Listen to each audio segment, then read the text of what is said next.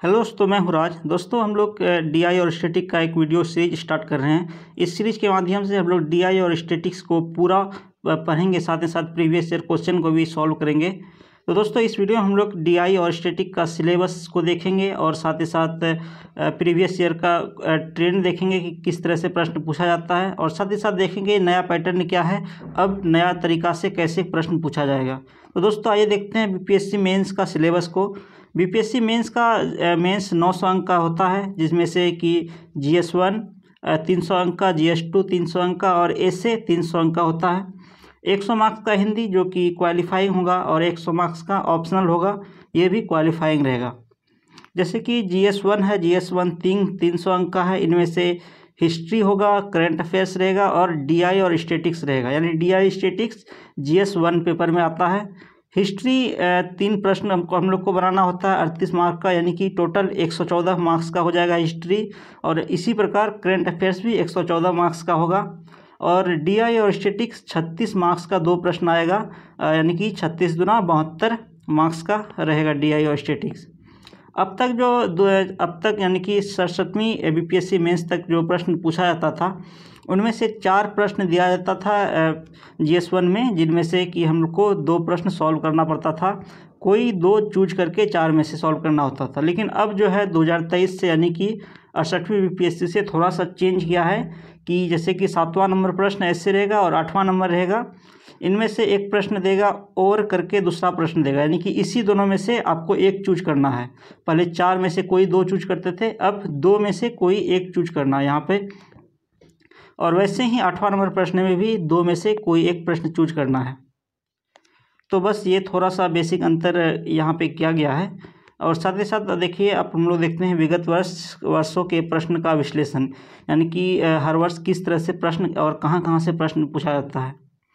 जैसे कि 68वीं से 52वीं बीपीएससी मेंस में देखिए, फ्रीक्वेंसी और कम्युलेटिव फ्रीक्वेंसी से एक प्रश्न पूछा गया था। टेबल से एक प्रश्न, डायग्राम बार और पाई चार्ट होता है, उससे एक प्रश्न, ग्राफ से नहीं पूछा गया था, और अदर से एक प्रश्न पूछा गया था। और 53वीं से 55वीं में 1.5 प्रश्न इससे था, एक प्रश्न डायग्राम से था और ग्राफ से 1.5 प्रश्न था।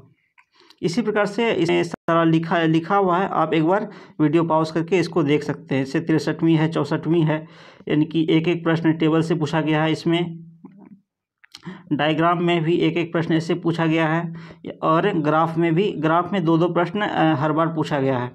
और साथ ही इसमें से कि 65वीं एग्जाम है, 65वीं बीपीएससी मेंस में मिक्स्ड पूछा गया था, यानी कि सबसे थोड़ा थोड़ा सवाल करके पूछा गया था। 67वीं जो कि इस बार मेंस हुआ 67वीं, उनमें से एक प्रश्न था एफ और CF से, और एक था टेबल से, एक था डायग्राम बार और पाई से, और फिर था ग्राफ से एक प्रश्न था। यानी अगर हम लोग गौर करें तो सबसे ज़्यादा प्रश्न पूछा जाता है ग्राफ से ही, लगभग हर बार 2 प्रश्न पूछ ही दिया जाता है। तो ग्राफ पे आधारित डीआई सबसे ज़्यादा इम्पोर्टेंट है यहाँ पर। आइए अब हम लोग डीआई और स्टैटिक का सिलेबस को देखते हैं एक बार।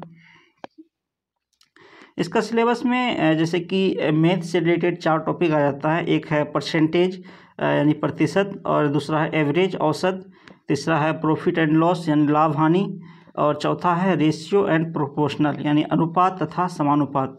तो ये मैथ से ये 4 प्रश्न का बेसिक चीज़ें हमें पढ़ना पड़ता है। और डीआई जो है इन सब पे आधारित डीआई पूछा जाता है, जैसे कि है फ्रीक्वेंसी एंड क्यूमुलेटिव फ्रीक्वेंसी, यानी कि एफ और CF, जैसे कि ऊपर चार्ट में हम लोग देखे थे, यहाँ था एफ और CF पे आधारित प्रश्न। उसके बाद दूसरा है कि टेबुलेशन यानी सारणीय पर आधारित प्रश्न है, आधारित डीआई है। पाई डायग्राम वृत्त चित्र पर आधारित डीआई। उसके बाद ग्राफ है, ग्राफ यानी कि रेखा चित्र पर आधारित डीआई। उसके बाद एक है सेट थ्योरी कभी आता है कभी नहीं आता, इसको भी हम लोग बेसिक से थोड़ा बहुत समझ लेंगे। यानी कि मुख्यतः इसमें मैथ से ये 4 टॉपिक है, और 5 टॉपिक्स यानी कि 5 टॉपिक्स लगभग इससे है, डीआई इस सबसे आधारित पूछा जाता है। और साथ ही साथ इसको करने के बाद हम लोग प्रीवियस ईयर का क्वेश्चन भी सॉल्व करेंगे, और फिर भी ढेर सारा क्वेश्चन को हम लोग प्रैक्टिस करेंगे वीडियो के माध्यम से। तो ये पहला वीडियो है। अगर आप चैनल पर नए हैं तो चैनल को सब्सक्राइब कर लीजिए, ताकि DI को इस पर हम लोग प्रैक्टिस करते रहेंगे। जैसे कि एक प्रश्न है जो कि 66वें BPSC मेंस में पूछा गया है। जैसे कि प्रश्न को देख सकते हैं कि नीचे दी गई वृत्त सारणी खाद्य फसलों के लिए आवंटित भूमि बंटन एक गांव में को प्रदर्शित करती है। वृत्त सारणी का अध्ययन कर नीचे दिए गए प्रश्नों को उत्तर दिए। यानी कि एक प्रकार से ऐसे ही दे दिया जाएगा प्रश्न, उनमें से 5 या 6 प्रश्न पूछ दिया जाता है, जिसमें से जैसे कि इसमें क ख ग घ अंग 5 प्रश्न पूछा गया है।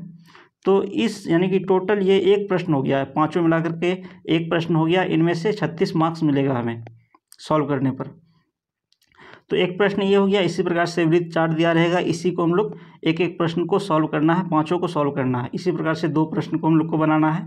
तो इस प्रश्न को हम लोग अगला वीडियो में सॉल्व करेंगे। तो ये हम एक सैंपल रखे थे कि इस प्रकार से प्रश्न आता है BPSC मेंस में, आप लोग इसे देख सकते हैं।